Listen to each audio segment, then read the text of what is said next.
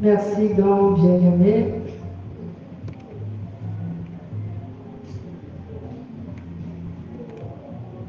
Merci, bien-aimé. Donc, nous allons donc poursuivre notre thème intitulé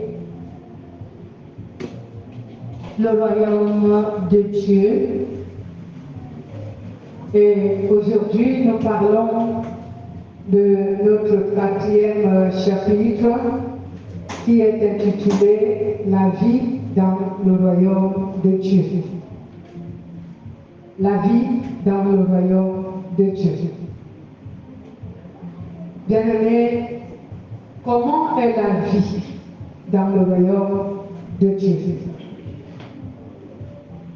Récemment, le Saint-Esprit, lorsqu'il nous enseignait, il nous a parlé ils sont chaque être humain qui veut entrer dans le royaume de Dieu, n'est-ce pas? Cela veut dire chaque être humain voudrait entrer dans le paradis de Dieu. Mais Dieu nous a dit qu'il a fixé certaines conditions pour y entrer. Nous l'avons appris dimanche dernier.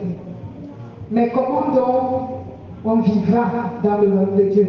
Ou encore, comment on vit dans le royaume de Dieu? D'où notre thème intitulé La vie dans le royaume de Dieu. La vie dans le royaume de Dieu s'effectue en deux étapes. La vie dans le royaume de Dieu s'effectue en deux étapes. La première étape s'effectue dans le monde actuel. Cela veut dire ici où nous vivons. Ici sur la terre d'aujourd'hui, la terre actuelle, le monde actuel. C'est ici que commence la vie dans le royaume de Dieu. Et la deuxième étape s'effectuera dans le monde à venir. Ce monde à venir que Dieu parle dans Apocalypse chapitre 21 à partir du verset 1 à 7. Parce que de ce passage, Dieu dit qu'il va créer un nouveau monde. Il va créer un nouveau monde. Et dans ce nouveau monde aussi, ce serait une vie que Dieu aura choisie. Et cette vie, c'est la vie dans le royaume de Dieu. Alors parlons donc de la première étape dans le monde actuel, comment nous vivons le royaume de Dieu. La vie dans le royaume de Dieu devient réelle lorsque nos âmes ont été marquées du sceau par la présence du Saint-Esprit dans nos corps mortels. Je vais réitérer ce que je venais de dire. La vie dans le royaume de Dieu devient réelle lorsque nos âmes ont été marquées du sceau par la présence du Saint-Esprit dans nos corps mortels. En d'autres termes, cela veut dire que lorsque le Saint-Esprit vient posséder nos âmes, à partir de cet instant, le royaume de Dieu se manifeste en nous. Donc lorsque le Saint-Esprit vient intégrer notre corps mortel, cela veut dire notre âme. Lorsque le Saint-Esprit vient intégrer notre âme, à partir de cet instant, la vie dans le royaume de Dieu commence à manifester en nous. Oui, c'est cela la conversion. Nous pouvons lire 2 Corinthiens, chapitre 1, verset 22, 1 Éphésiens, chapitre 1, verset 13 à 14. Écrivez d'abord les références. 2 Corinthiens, chapitre 1, au verset 22, et Éphésiens, chapitre 1, verset 13 à 14. Ces passages nous montrent que quand le Saint-Esprit intègre nos corps mortels, il marque sa présence dans nos âmes. Il nous marque d'un sceau. C'est son signe qu'on appelle un sceau. Je sais que les chrétiens sont souvent curieux parce que nous sommes des êtres humains. Quelqu'un me dira, mais fais-nous connaître quelle est la marque du Saint-Esprit. Oui, je connais que les chrétiens sont curieux. En tant qu'être humain, c'est normal que nous soyons curieux. La marque de l'Esprit Saint est le symbole de la lumière. Une quelconque lumière qui jaillit à nous. Mais je vous dirai d'une manière édifiante que c'est le Saint-Esprit lui-même qui est la marque de Dieu, qui est le sceau de Dieu. Mais pour ceux qui sont spirituels et qui peuvent l'apercevoir, il dit souvent que cela est le symbole de la lumière. La lumière qui brille. Moi, j'ai déjà vu cette lumière en moi. Mais ce n'était pas sur mon front qu'elle brillait. Elle sortait de mon ventre pour s'attaquer à un être maléfique qui voulait œuvrer contre moi. Donc quand je cite le nom de Jésus, cette lumière sort de mon ventre et elle jaillit. Une lumière qui a l'apparence d'un bleu ciel clair. D'un bleu ciel clair. Vraiment bien clair. Mais vous voyez un peu de bleu, mais clair. Et j'ai déjà vu pas mal de signes, tels que quand je prie, et cela de manière spirituelle, quand je dis au nom de Jésus, j'ai déjà vu le feu sortir de ma main droite pour consumer un char militaire. Oui, dans mon sommeil. Dans ce char, il y avait des soldats qui devaient venir m'attaquer. Et j'ai été informé de ça. Et l'Esprit qui me sent, ou l'Esprit Saint, ou l'ange de Dieu, je ne sais pas, qui m'a dit, si tu laisses les gens qui sont dans ce char sortir, tu ne vas pas vivre. Alors j'ai étendu ma main et j'ai invoqué le nom de Jésus. La puissance du nom de Jésus sur ce char et le feu est sorti de ma main pour consumer ce char. Donc, bien aimé, souvent, il est défini que cette marque du Saint-Esprit est une lumière qui jaillit sur nos fronts. Mais moi, je sais que la Bible nous confirme que c'est le Saint-Esprit lui-même qui est la marque. C'est lui-même qui est le sceau.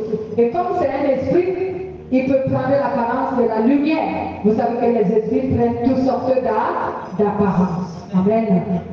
Il peut prendre l'apparence de la lumière comme il peut prendre l'apparence du feu.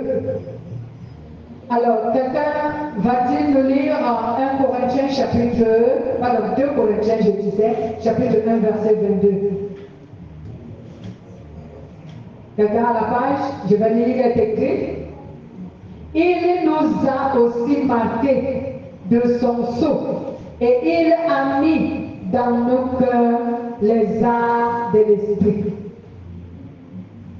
Voilà ce que la parole de Dieu nous dit sur 2 Corinthiens chapitre 1 au verset 22.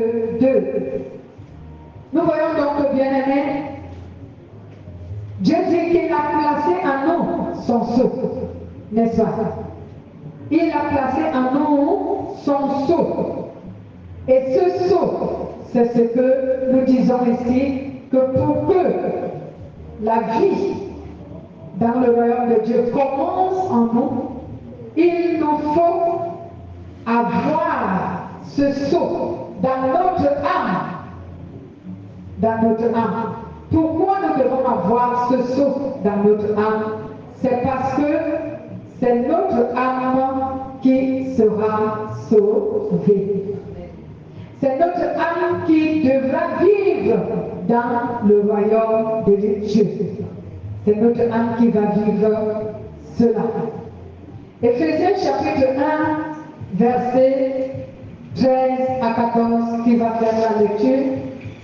En lui, vous aussi, après avoir entendu la parole de vérité, l'évangile de votre salut, en lui vous avez cru, et vous avez été scellés du Saint-Esprit qui avait été promis, lequel est un gage de notre héritage, pour la rédemption de ceux que Dieu s'est acquis à la louange de sa gloire.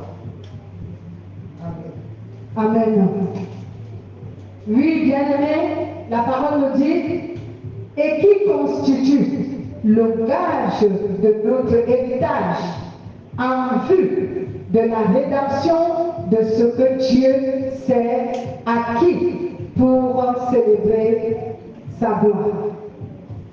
Dans le Saint-Esprit marque de son sceau de sa présence sur tout être humain, sur l'âme de tout être humain qui doit vivre la vie dans le royaume de Dieu. Donc cela commence donc à partir du moment où le Saint-Esprit accède dans notre vie. Et cela parce que, bien aimé, le Saint-Esprit, c'est lui qui atteste que telle ou telle âme lui appartient.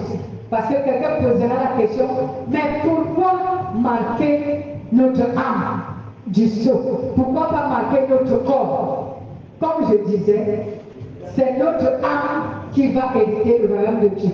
Donc la marque ne se trouve pas sur notre corps, mais sur notre âme. C'est pour cela que les anges peuvent nous distinguer. Donc le Saint-Esprit, c'est sa présence, c'est sa marque sur l'âme d'un être humain qui atteste que cet être humain appartient à Dieu. Son âme appartient à Dieu. Et c'est ce qui permet en sorte que les anges distinguent ceux qui appartiennent à Dieu. Parce que les anges ne nous connaissent pas le visage. Non, les anges ne nous connaissent pas le visage. Les anges nous reconnaissent par la marque. C'est la marque que le Saint-Esprit appose sur toi, qui fait en sorte que l'ange reconnaisse que celui-là appartient à Dieu. Ce ne sont pas nos morphologies que les anges connaissent, ce sont les esprits. Il y a des choses qu'ils ignorent.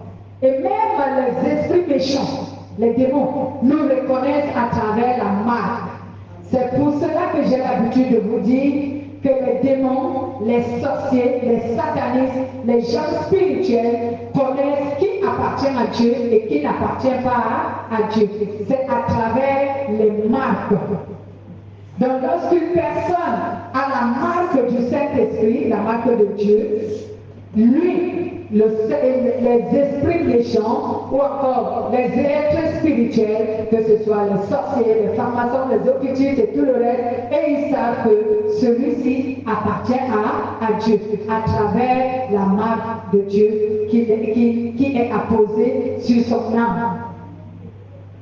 Physiquement, comme je l'avais enseigné une fois, physiquement, il est difficile de discerner le Saint-Esprit, la présence du Saint-Esprit en une personne. Rien qu'en la regardant, tu ne peux pas discerner la présence du Saint-Esprit en lui, ou la marque de Dieu en lui. C'est à travers les œuvres qu'on peut discerner qui est de Dieu et qui est du monde. À travers les œuvres. C'est pour cela que la Bible dit dans le livre de Matthieu que vous les connaîtrez à leurs fruits. Donc, à travers les œuvres, la manière d'être, la manière de vivre, notre vie, notre conduite, c'est ce qui permet qu'on sache que celui-là appartient à Dieu, ou encore celui-là loue Dieu, ou celui-là prie Dieu, ou celui-là apprend à connaître Dieu. Mais de manière physique, rien qu'à te regarder physiquement, une personne ne peut pas discerner la présence de l'Esprit Saint ou la marque de Dieu en toi. Mais spirituellement, cela se distingue. Vous comprenez? Cela se distingue. C'est pourquoi dans le monde charnel, il est difficile de savoir qui est véritablement un vrai chrétien et qui est faux. Parce que on ne peut pas le distinguer rien qu'en regardant une personne. Si cette personne ne pose pas des actes, tu ne peux pas savoir. Et même dans le monde charnel, les œuvres et les actes et la conduite d'une personne, c'est ce qui montre que celui-là, il est possédé par Satan. Celui-là, il est influencé par Satan. Ce sont les œuvres, les actes que les êtres humains posent. Mais de manière spirituelle, même ceux qui sont du monde, qui n'appartiennent pas à Dieu, eux aussi ont la marque. Et ils ont quelle marque? Ils ont la marque de Satan. Bien-aimé. Donc, la vie dans le royaume de Dieu commence à partir du moment que ton âme a été marquée de la présence du Saint-Esprit. À partir de ce moment, la vie dans le royaume de Dieu commence en toi, dans ce monde actuel que nous avons. Donc, bien aimé, c'est ici donc, sur la terre, que nous apprenons à vivre dans la vie dans le royaume de Dieu. C'est ici dans le monde, pendant que nous sommes vivants dans notre chair mortelle, c'est ici que nous apprenons à vivre selon la vie dans le royaume de Dieu. Et c'est pour cela, c'est pour cette raison que le Christ a annoncé la bonne nouvelle du royaume aux hommes et qu'il a inspiré les hommes à enseigner sa parole, et c'est aussi pour cette raison qu'il a institué l'Église. Puisque la vie dans le royaume de Dieu ne peut pas commencer lorsque nous avons quitté la terre. Si nous quittons la terre en étant impurs, on ne peut pas accéder à cette royaume. Donc c'est pour cela que Dieu a voulu que la vie dans le royaume de Dieu commence ici, que les hommes, les êtres humains qui veulent hériter de cette vie, apprennent comment on mène une vie dans le royaume de Dieu à partir d'ici, à partir de ce monde actuel. Voici donc pourquoi il est exigé que toute personne qui veut vivre éternellement dans le royaume de Dieu doit se convertir en Jésus-Christ, mais aussi doit se purifier. Il doit se purifier. Parce que c'est ici, bien aimé, si Jésus a donné la parole, s'il l'a inspiré par son esprit les hommes pour qu'ils prêchent sa parole, et s'il a institué l'Église, c'est parce que c'est à partir d'ici que nous devons apprendre à vivre une vie qui nous donne accès dans le royaume de Dieu à venir.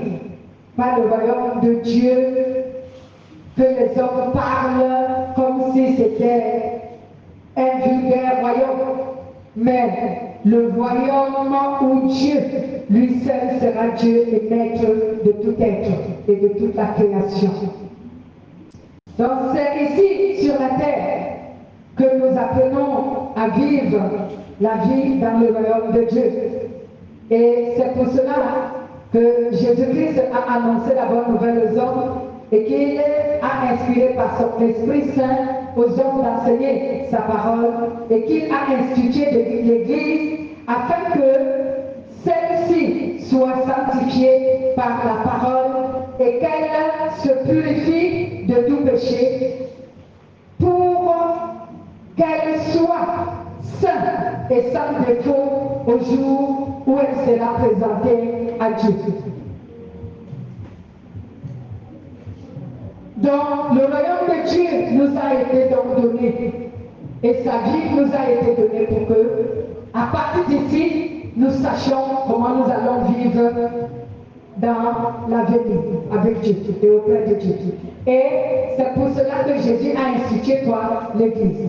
Et il a inspiré les hommes à prêcher sa parole, à comme l'Église, on se purifie de tout péché et qu'on se sanctifie afin que lorsque nous serons présentés à Dieu, que nous serons sans défaut, cela veut dire que nous soyons sans souillure, nous serons purs et saints dans notre âme. Alors, puisque c'est l'âme qui sera sauvée, c'est notre âme donc qui doit être purifiée de tout péché. C'est notre âme qui doit être sanctifiée de tout péché. Et cela s'apprend pendant que toi et moi nous sommes ici.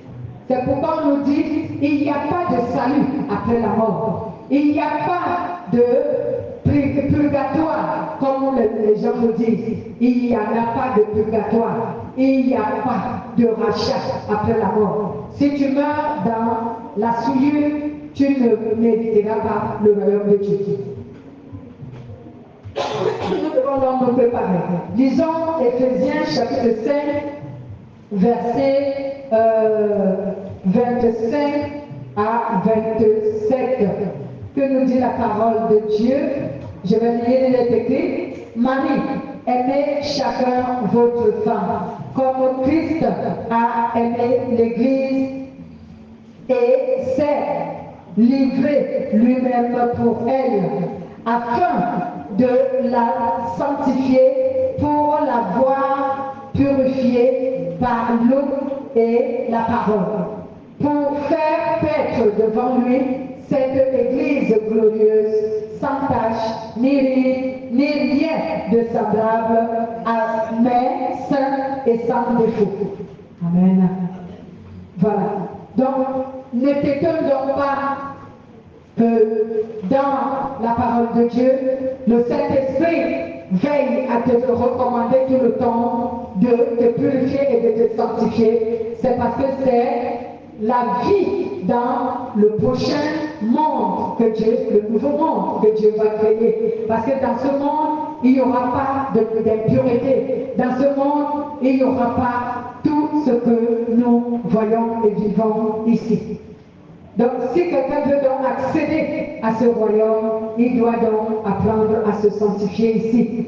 C'est pourquoi, lorsque la parole de Dieu nous exhorte à nous sanctifier ou à la sanctification, c'est pour nous préparer à la vie dans le royaume de Dieu. Car lorsque nous quitterons ce monde actuel pour accéder au monde à venir, qui est le royaume éternel de Dieu, il n'y aura pas de compromission. Donc dans ce monde, il n'y aura pas de compromission et Dieu ne va pas tolérer le péché. Voilà donc pourquoi la sélection est rude. Voilà pourquoi la sélection est difficile. Pour qui doit entrer dans ce royaume? Parce que dans ce royaume, il n'y aura plus, le péché n'existera plus et même la mort n'existera plus. Donc, tout cela va rester dans le monde actuel et Dieu va détruire cela, comme le dit la Bible, avec une pluie de feu. Dieu va détruire tout ce qui est de ce monde, afin que tout ce qui est de ce monde n'accède pas dans le monde à venir. Donc il n'y aura plus la parole de Dieu à étudier comme nous étudions aujourd'hui. Parce que la parole de Dieu nous a été donnée afin de nous édifier, nous éduquer, pour que nous apprenions à vivre selon le royaume de Dieu. Amen. Donc la parole de Dieu, il n'y aura plus d'église comme nous sommes là, que nous allons d'église pour apprendre la parole de Dieu. Non, cela ne va plus exister. Ceci a été institué pour nous apprêter à la vie éternelle. Donc si nous allons à l'église aujourd'hui, si nous prêchons la parole aujourd'hui, si la parole est encore puissante aujourd'hui, c'est parce qu'elle veille à nous corriger, à corriger notre caractère, notre comportement, notre vie, afin de nous donner une vie conforme à la volonté de Dieu, donc une vie pure, une vie sanctifiée, qui fait en sorte que nous soyons accessibles à l'éternité avec Dieu. Et quand nous serons à l'éternité avec Dieu, puisque nous avons appris appris à vivre de manière pure, de manière sainte, de manière juste ici, notre âme a déjà reçu cette purification. Donc, lorsque nous serons dans l'éternité, ce n'est que ce que nous allons vivre. Puisque notre âme a appris à vivre ces choses étant encore ici dans ce monde actuel. Vous comprenez?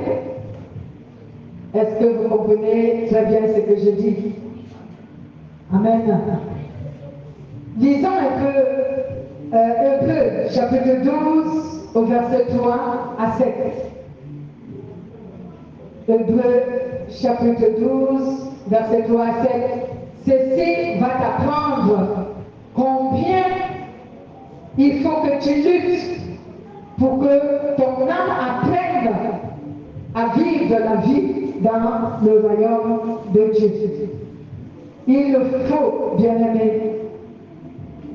Parce que si ton âme n'apprend pas la vie dans le royaume de Dieu, il serait difficile que tu sois parmi ceux qui seront enlevés. Je disais Hébreux chapitre 12 à partir du verset 3 jusqu'au verset 17. Voici, je vais faire la lecture, est écrite. Pensez à lui, à la façon dont il a supporté une telle opposition et de la part des pécheurs. Et ainsi, vous ne vous laisserez pas abattre, vous ne vous découragerez pas, car dans votre combat contre le péché, vous n'avez pas encore dû lutter jusqu'à la mort. Avez-vous oublié l'encouragement que Dieu vous adresse comme à des enfants? Mon enfant, ne méprise pas les avertissements du Seigneur et ne te décourage pas quand il t'adresse des reproches, car le Seigneur éduque celui qu'il aime, il corrige celui qu'il reconnaît comme son enfant. Supportez les souffrances par lesquelles Dieu vous avertit. Il vous traite en effet comme ses enfants. Existe-t-il un enfant que son père ne corrige pas? Si vous n'êtes pas avertis comme le sont tous ses enfants, alors vous n'êtes pas vraiment ses enfants, mais les enfants illégitimes. Rappelons-nous, nos pères terrestres, ils nous corrigeaient et nous les respections. Nous devons donc, à plus forte raison, nous soumettre à notre Père céleste pour en recevoir la vie. Nos pères nous corrigeaient pour peu de temps, comme ils le jugeaient bon. Mais Dieu nous corrige pour notre bien, afin que nous ayons part à sa sainteté. Quand nous recevons les avertissements, il nous semble sur le moment que c'est là une cause de tristesse et non de joie. Mais plus tard, ce qui est reçu, une telle formation bénéficie de l'effet qu'elle produit. La paix associée à une vie conforme à la volonté de Dieu. Redressez donc vos mains fatiguées, affermissez vos genoux, chancelant, engagez vos pas sur les sentiers bien droits, afin que le pied boiteux ne se déboîte pas, mais qu'il gémisse plutôt. Efforcez-vous d'être en paix avec tout le monde et de vivre pour Dieu, c'est-à-dire sans la sanctification, personne ne verra Dieu. Prenez garde que personne ne se prive de la grâce de Dieu, que personne ne devienne comme une plante nuisible, venimeuse, qui pousse et empoisonne beaucoup de gens, qu'aucun de vous ne vive dans la débauche, que personne ne méprise ce qui vient de Dieu, comme Ésaü, qui, pour un simple plat, vendit son droit de naisse. Plus tard, vous le savez, il voulut recevoir la bénédiction de son père, mais il fut repoussé et il ne trouva aucun moyen de changer la situation, bien qu'il le cherchât en pleurant. Amen. Donc cette parole nous fait savoir que nous devons lutter contre le mal, contre le péché, avec toute notre force, afin que lorsque Dieu vient à nous porter la correction, nous assumons cette correction comme des enfants qui veulent être formés, éduqués et édifiés. Au lieu de nous attrister, parce que déjà quand on te corrige, c'est comme cela se manifeste comme un abus. Mais lorsque tu as été celui qui accepte la correction, plus tard tu trouveras que c'était important et que cela t'apportera une bénédiction. Amen. Donc aujourd'hui, pendant que nous vivons dans ce monde, tout est comme un abus. Parce que c'est dans la souffrance que nous vivons le royaume que Dieu nous a donné. C'est dans la souffrance que nous supportons les abus, que nous supportons, bien-aimés, la vie dans ce monde qui est cruel et méchant. Mais Dieu nous dit, si nous supportons ces abus, si nous supportons cette souffrance, si nous supportons tout ce que nous vivons ici, parce que nous avons décidé de vaincre le mal pour vivre de manière juste, sanctifiée et pieux, pour attendre que nous soyons admis plus tard à la vie éternelle, alors tout cela nous sera rendu comme une bénédiction. Amen. Tout cela nous sera rendu comme une bénédiction, parce que Dieu est un Dieu qui récompense ses enfants. Alléluia. Il dit donc, c'est pourquoi lisons encore Apocalypse chapitre 21 à partir du verset 7 à partir du verset 1 jusqu'au verset 7. Apocalypse chapitre 21 à partir du verset 1 jusqu'au verset 7, je fais la lecture, il est écrit. Alors, je vis un nouveau ciel et une nouvelle terre. Le premier ciel et la première terre ont disparu. Et il n'y a plus de mer. Et je vis une ville sainte, la Nouvelle Jérusalem, qui descendait des cieux, envoyée par Dieu, près comme une épouse qui s'est fait belle pour son mari. J'ai entendu une voix forte qui venait du trône et disait, voici la demeure de Dieu est parmi les êtres humains. Il demeurera avec eux et ils seront son peuple. Dieu lui-même sera avec eux. Il sera leur Dieu. Il essuiera toutes larmes de leurs yeux. Il n'y aura plus ni mort, ni pleurs, ni deuil, ni lamentation, ni douleur. En effet, les choses anciennes auront disparu. Alors, celui qui siège sur le trône déclara, maintenant je fais toutes choses nouvelles. Puis il me dit, écris ceci, car ces paroles sont vraies et dignes de confiance.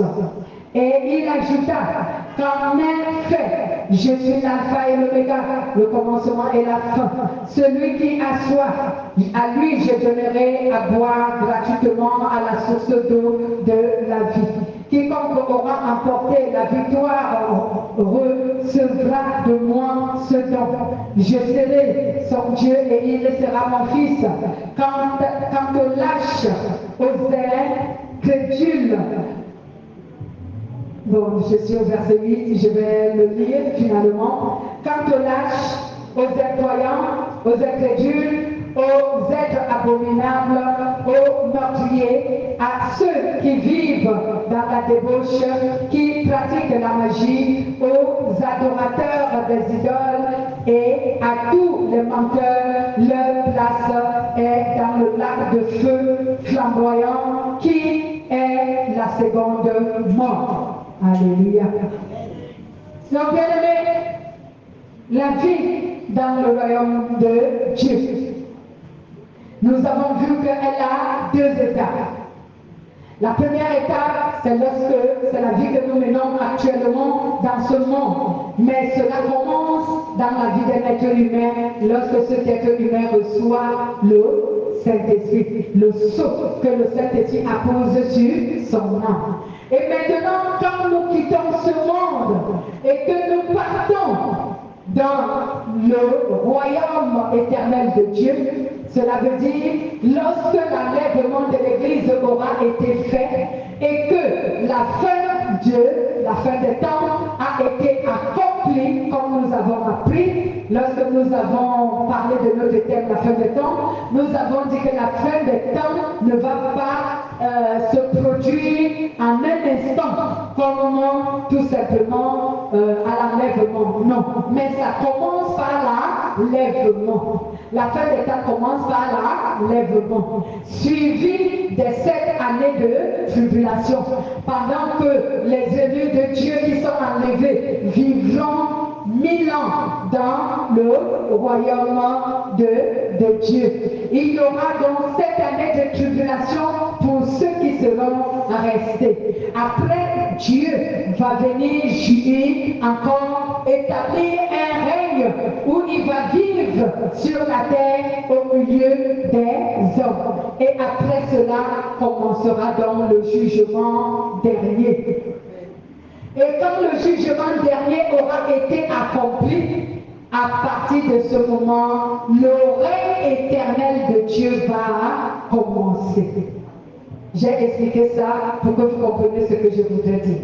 Donc lorsqu'on aura quitté donc le monde d'aujourd'hui, nous ayant préparé pour le règne éternel de Dieu, donc pour vivre dans l'éternité, lorsque le moment de vivre dans l'éternité va commencer, notre vie ne sera plus semblable à cette vie d'aujourd'hui. Notre vie sera différente parce que c'est notre âme qui vivra là-bas, ce n'est plus le corps. Donc tout ce qui est adapté au corps ne va plus exister et ne sera plus pratiqué, puisque dans ce monde éternel, il n'y a pas un corps humain, il n'y a que les âmes humaines. Donc, comment sera donc notre vie? Notre vie sera de telle sorte que nous serons tout simplement en train de louer Dieu. Bien entendu, nous serons repartis sur toute la terre où Dieu va créer, parce que Dieu va créer une nouvelle terre. Amen. Dieu va créer une nouvelle terre. Et nous serons répandus sur toute la terre. On ne sera pas regroupés dans un seul endroit. Dieu va créer une nouvelle terre. Et sur la nouvelle terre, nous serons répandus sur toute la nouvelle terre. Mais qu'est-ce que nous allons faire? Notre travail sera quoi? Tu n'auras plus besoin de travailler l'argent comme tu travailles, parce que l'argent ne sera pas dans ce monde. D'accord? Vous n'aurez plus à fréquenter, parce que vous n'aurez plus besoin de l'école. Vous n'aurez plus besoin de chercher le mariage, parce que le mariage n'existe pas dans ce royaume. Il n'y a pas de mariage. Vous n'aurez plus à faire des enfants, parce que cela n'existera pas. Toutes ces choses que je viens de citer sont valables dans le monde actuel, dans le monde charnel, mais pas dans le monde à venir. Dans le monde à venir, nous allons vivre à peu près comme les anges. Les anges n'ont pas besoin de travailler l'argent pour survivre. Les anges n'ont pas besoin de se marier. Ils n'ont pas besoin de tout ce qui satisfait la chair humaine. Alléluia. Je vous prendrai un exemple pour que vous compreniez. Actuellement, vous êtes doté d'une âme. Vous nourrissez votre âme avec quoi? Est-ce que c'est avec le repas que vous cuisinez? Ou c'est avec l'argent que vous travaillez, que vous revêtissez votre âme? Voilà.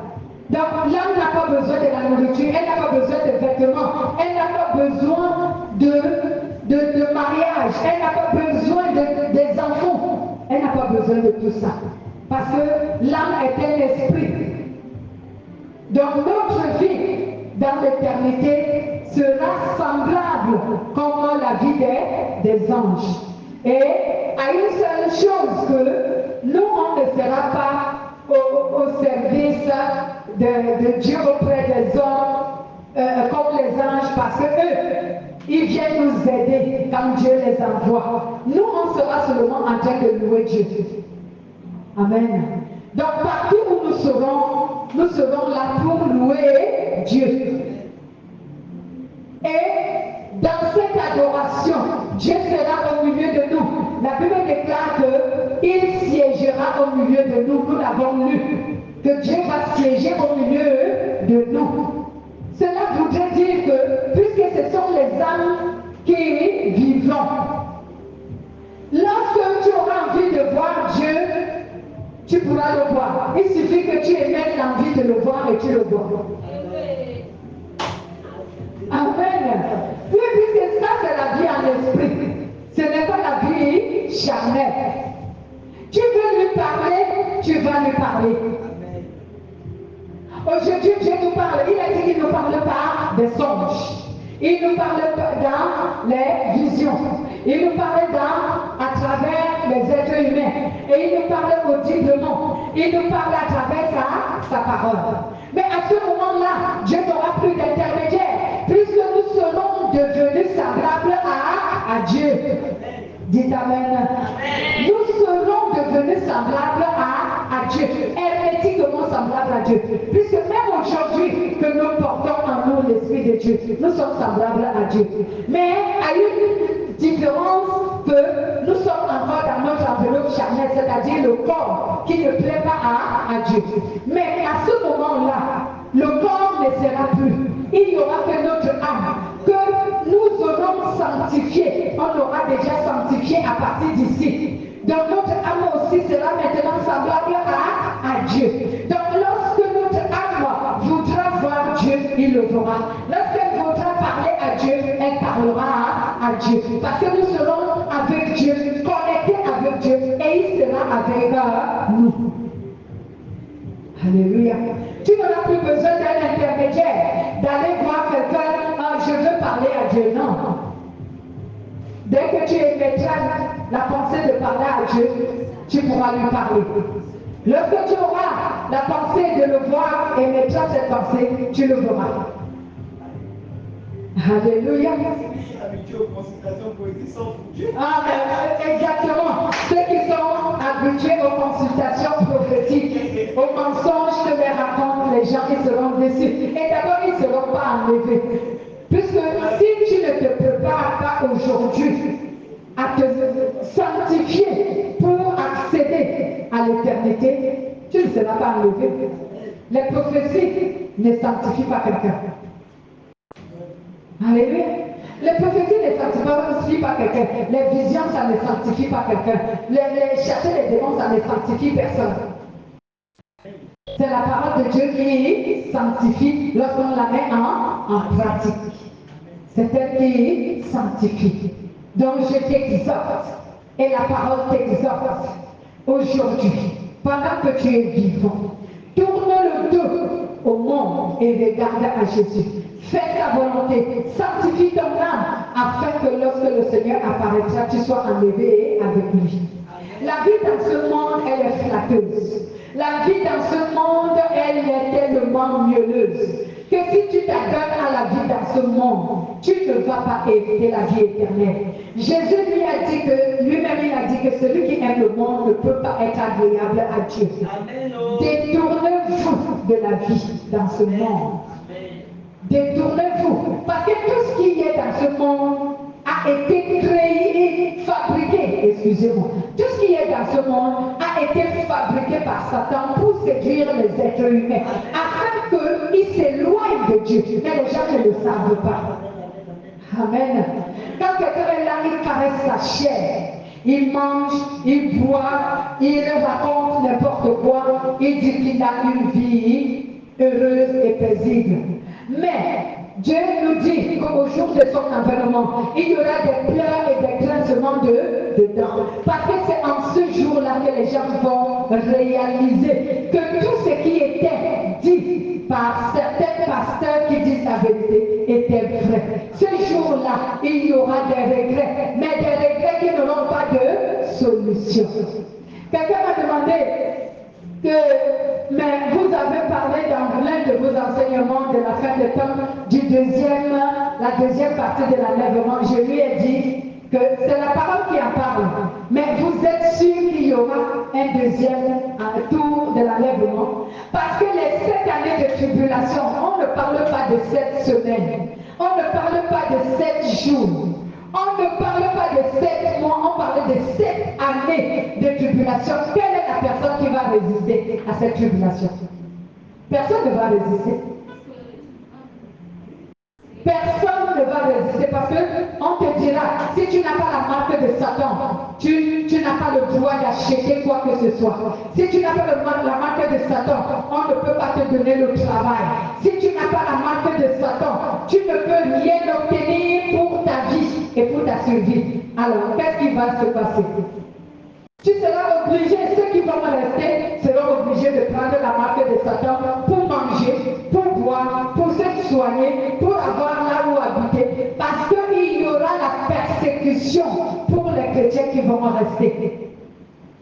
On va te maltraiter. Ce n'est pas ce que les gens font aujourd'hui. Si quelqu'un se lève et il dit, il t'insulte, toi tu crois que c'est la maltraitance. Ce n'est pas une maltraitance. Ça c'est rien. Ça c'est rien ce que les gens me font aujourd'hui. Aujourd'hui, si quelqu'un te déteste aujourd'hui, je te dis que c'est rien du tout. À comparer à la souffrance que les chrétiens qui seront restés vont vivre dans les 7 années de tribulation. On va te maltraiter. Bien-aimé, aujourd'hui, si quelqu'un m'insulte, est-ce que c'est lui qui me donne à manger? Je m'en fiche de ces petits injures.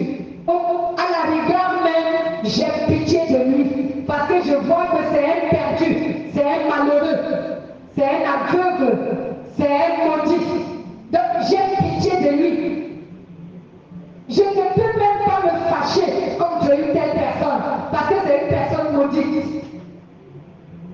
C'est une personne malheureuse. Parce que, en fait, elle a déjà son jugement. Pourquoi je veux me fâcher? Alléluia. Elle a déjà son jugement.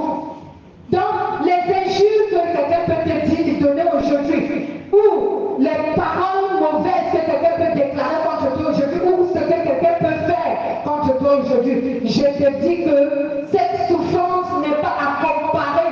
Ce qui va se passer, c'est que tu vas vivre dans les 7 ans de tribulation si tu n'es pas enlevé au premier enlèvement. Tu ne vas pas supporter la persécution et la tribulation.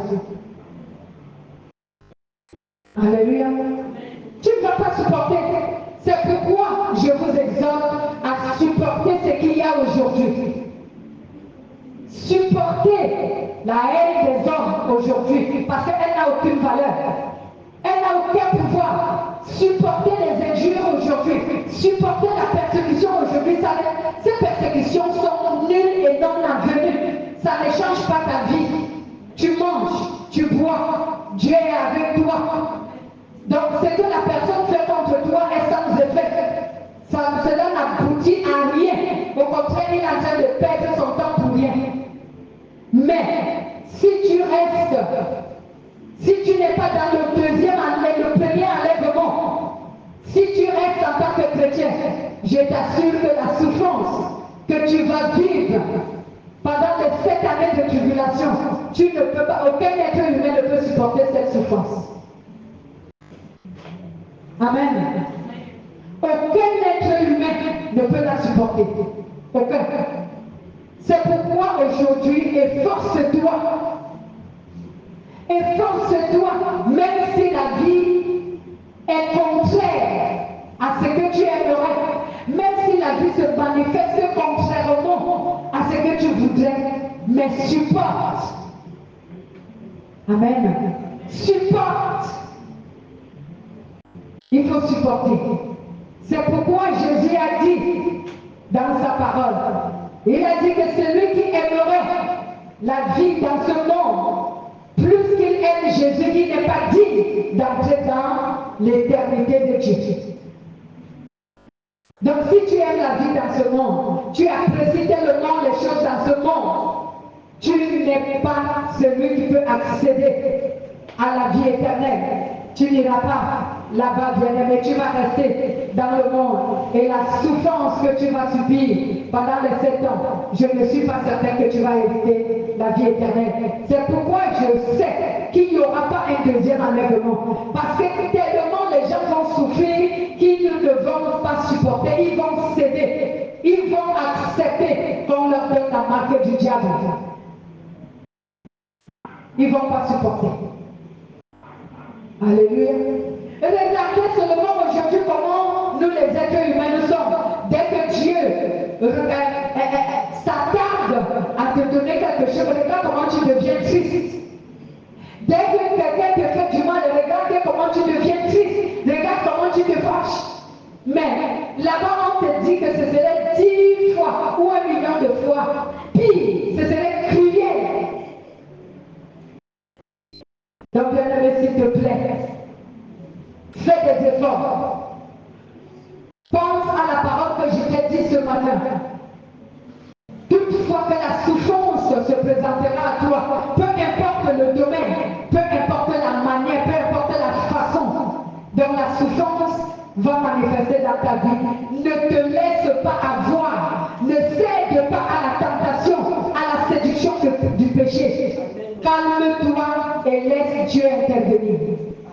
Supporte les persécutions, car Dieu dit, c'est comme à des enfants de Dieu que nous supportons les persécutions. Amen. Que Dieu soit loué.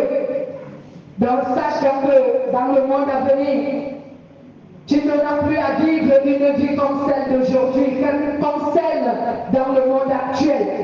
Parce que tout ce qui est charnel ne sera plus dans ce monde-là. Tu n'auras plus besoin d'un mariage. Tu n'auras plus besoin d'un enfant. Tu n'auras plus besoin de travailler, ni de fréquenter. Tu seras seulement là pour louer Dieu et adorer Dieu. C'est tout ce que tu auras à faire. Durant toute l'existence, ta vie sera une vie de louange et d'adoration. Tu seras en paix. Il n'y aura rien de ce qui va te contrarier. Rien de ce qui va te contrarier, bien-aimé. Ton cœur, ton âme sera dans la paix, dans la joie. Parce que tu seras seulement en train de chercher à louer Dieu. Tout ce qui rend les gens aujourd'hui méchants, tout ce qui rend les gens vraiment pécheurs, tout ce qui soumet les gens à la méchanceté, c'est parce qu'ils désirent tout ce qui est dans le monde. Le corps d'un être humain réclame tout ce qui satisfait l'être humain. C'est pour cela que les gens s'entretuent. C'est pour cela que les gens se cherchent des ennuis. C'est pour cela que les gens se provoquent. C'est pour cela que les gens font du mal aux autres. Parce que leur chair, leur corps réclame ces choses. Mais quand on sera dans le royaume de Dieu, notre âme n'aura pas besoin de ça. Donc il n'y aura pas de méchanceté, il n'y aura rien d'autre que louer Dieu, adorer Dieu, la paix, le bonheur, au nom de Jésus. Acclamons le Seigneur, que Dieu soit loué. Gloire à Jésus, tu es béni notre Dieu, et nous le rendons toute la gloire. Nous allons remercier le Seigneur pour notre Christ.